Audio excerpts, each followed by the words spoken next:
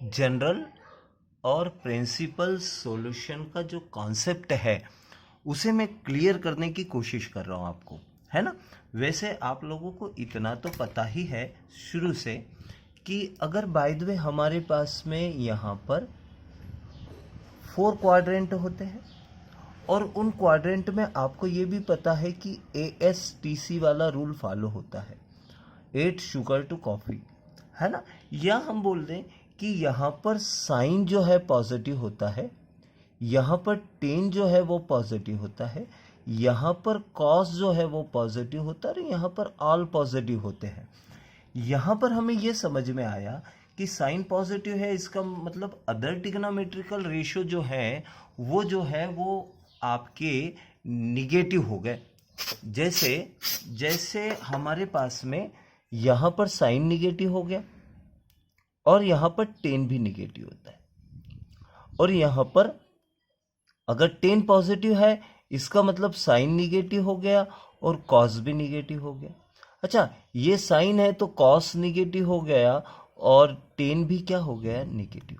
लेकिन अगर आप एक चीज देखें तो देखो यहाँ पर तो सारे पॉजिटिव हैं, इसका मतलब अगर टेन यहाँ पर पॉजिटिव है तो टेन यहाँ पर भी पॉजिटिव है, साइन यहाँ पॉजिटिव है तो साइन यहाँ पॉजिटिव है, कॉस यहाँ पॉजिटिव है तो कॉस यहाँ पॉजिटिव है। यानी हमारे पास में 2 क्वाड्रेंट ऐसे होते हैं जहां पर साइन, कॉस और टेन जो होते हैं वो पॉजिटिव होते हैं।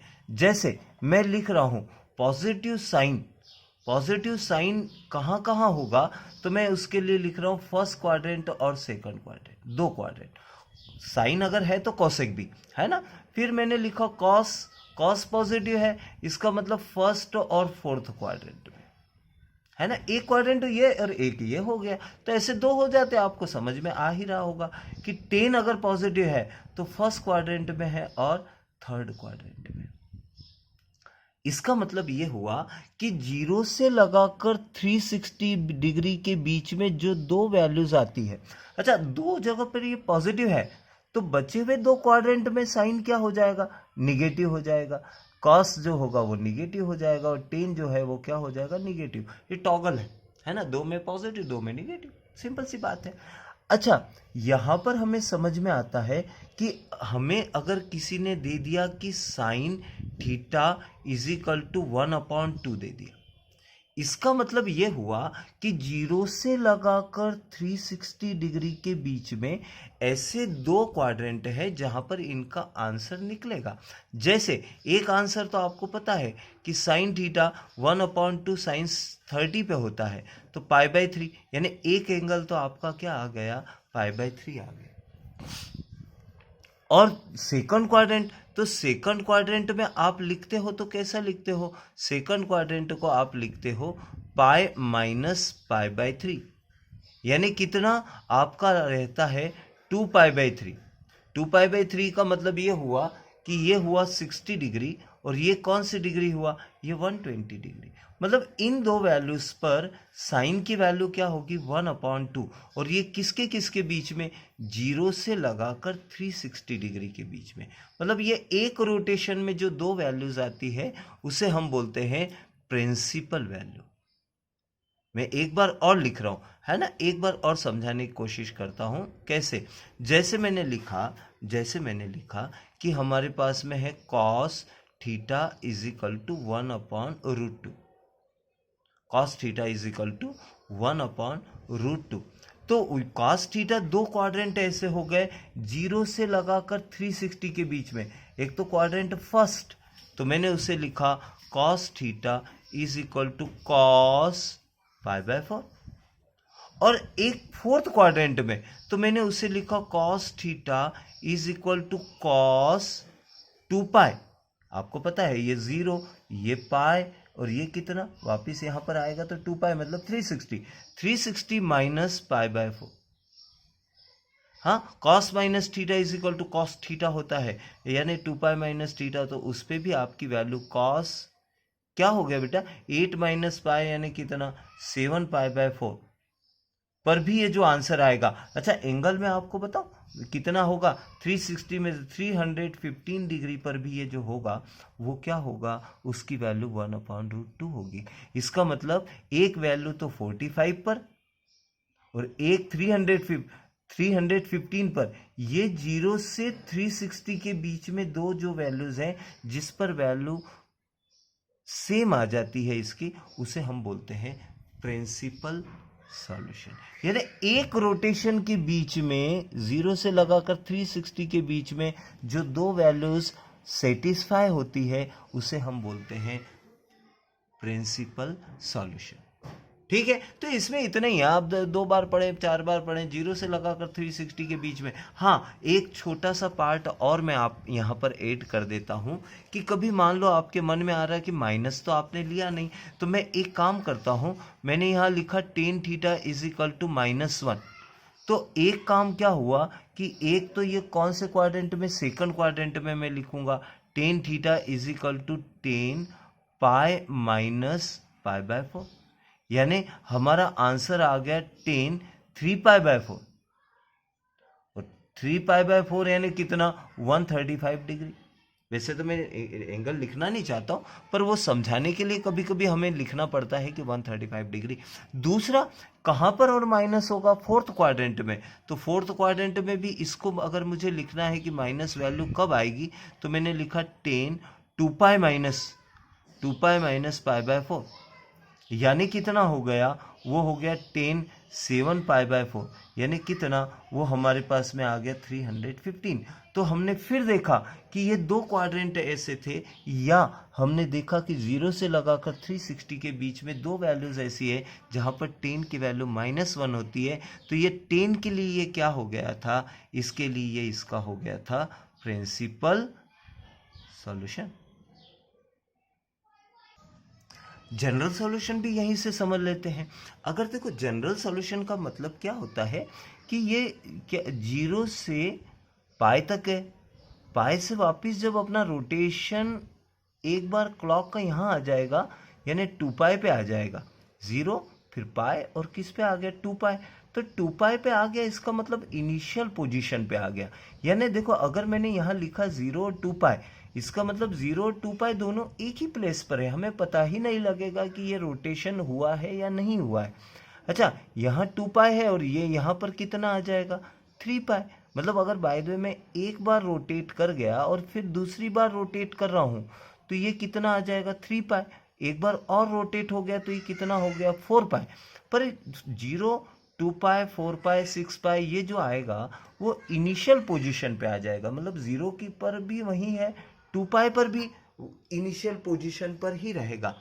मतलब एक्स एक्सिस के पॉजिटिव डायरेक्शन पे अपन क्या बोलते हैं, एंगल, पॉजिटिव एंगल बोलते हैं। और एक्स एक्सिस का ये पॉजिटिव डायरेक्शन घूमते घूमते जब आएगा तो फर्स्ट क्वाड्रेंट पे जब वापस यहाँ आ जाएगा, इसका मतलब इनिशियल पोजीशन पे आ जाएगा।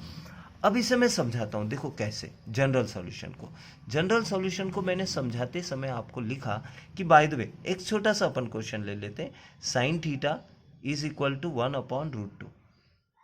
अच्छा, आप क्या बोलोगे 1/√2 कहेगी सर ये तो बहुत अच्छी वैल्यू आपने चुनी है, sin theta is equal to कितना, sin π/4, 45 पर ये वैल्यू होती है ना। अच्छा, एक साइन पॉजिटिव यहाँ पर भी होता है, तो आप बोलोगे कि सर एक वैल्यू और होगी, ये तो फर्स्ट क्वाड्रेंट में होगी, एक सेकंड क्वाड्रेंट में भी वैल्यू होगी, क्या, पाई माइनस π/4, यानी कितना आपका कि एक आंसर और आएगा साइन 3π/4। 3π/4 यानी एंगल जो बनेगा वह आपका बनेगा 135 डिग्री। यानी 45 पर वैल्यू जो है साइन की और साइन की 135 पर जो वैल्यू है वो कितनी आ रही, 1/√2 और 1/√2। ये तो हो गया प्रिंसिपल सॉल्यूशन। लेकिन आप बोलोगे कि सर जब आपने ये समझाया कि यहाँ पर आ गया, मैं एक बार घूम के ये 2π आ गया और 2π से एंगल और मैंने 45 आगे बढ़ा दिया। मतलब अगर आप बोलना चाहते हो कि सर 360 मतलब इनिशियल पोजीशन, उसमें अगर मैं 45 जोड़ प्लस कर दूंगा तो ये जो आएगा वो वापस 45 डिग्री एंगल ही शो करेगा। तो यहाँ पर भी जो होगा वो आंसर इसका 1/√2 आएगा। और ऐसा भी आप बोल सकते हो कि यहाँ पर भी शो करेगा, और क्योंकि सर अगर बाय द वे ये यहाँ 2 पाई था, ये 3 पाई माइनस 45 कर दिया। मतलब यहाँ पर भी जब मेरा एंगल आएगा यानी कितना, साइन 3 पाई, यानी 540 माइनस 45 पर भी आंसर कितना आएगा, 1/√2। और क्योंकि फिर घूम के जब ये इनिशियल पोजीशन पे आ गया यानी 4 पाई, उसमें और आप प्लस कर दोगे 45, यानी कितना, साइन 4 पाई मतलब कितना, 720 प्लस 45 भी कर दोगे, उस पर भी जो आंसर आएगा वो 1/√2 ही आएगा पॉजिटिव।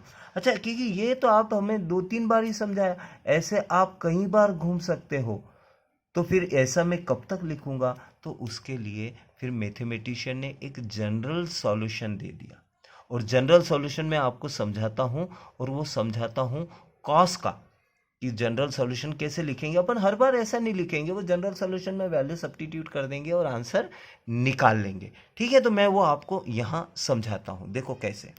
देखिए, कॉस के लिए हम जनरल सॉल्यूशन का फार्मूला डिराइव करते हैं।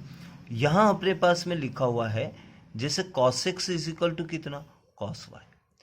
मतलब ये ऐसा ही जो मैंने ऊपर लिखा है sine theta is equal to sine pi by 4, तो उसका जनरल सॉल्यूशन निकाल रहे हैं। वैसे cos x is equal to cos y, भाई मतलब एंगल कुछ रहेगा, उसका हम फार्मूला निकाल रहे हैं। हमने क्या करा, इसे इधर ले आए, cos x minus cos y is equal to 0। समझना, बड़ा सिंपल सी चीज है। cos cos है, माइनस में है, तो हमने लिखा -2 sine c plus d divided by 2 x plus y divided by 2 sine x minus y divided by 2 is equal to 0।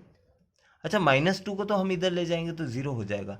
किन्हीं दो नंबर्स का मल्टीप्लाई, x इंटू वाई का मल्टीप्लाई अगर 0 आ रहा है, इसका मतलब या तो x 0 है तो 0 मल्टीप्लाई बाय समथिंग 0 आ जाएगा, या y 0 है तो 0 का मल्टीप्लाई x में करा तो भी 0 आ जाएगा। यानी इसका मतलब यहाँ से ये निकला कि या तो sine x plus y upon 2 is equal to 0 है, या ये 0 है।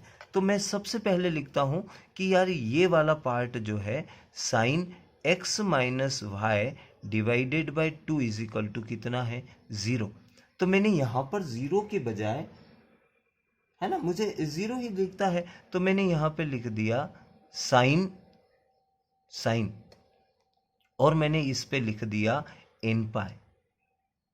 n पाई क्यों लिखा, क्योंकि देखो n इज इक्वल टू, अगर मैंने 0 रखा तो 0, 1 रखा तो पाई, 2 पाई, 3 पाई, क्योंकि साइन की वैल्यू ये इज इक्वल टू 0 है ना, तो साइन 0 कब होता है, साइन 0 कब होता है, या तो वो 0 पर होगा, या पाई पर 0 होता है, या 2 पाई पे 0 होता है, या 3 पाई पे 0 होता है, या 4 पाई पे 0 होता है। तो इसलिए मैंने उसको 0 न लिखते हुए क्या लिख दिया, साइन, ये 0 को, एंगल को क्या लिख दिया, साइन n पाई लिख दिया। अच्छा, ये जब मैंने लिखा तो यहां से एक चीज समझ में मुझे आई कि x minus y is equal to n pi. क्या करा ये मैंने इसे कर लिया कंपेयर,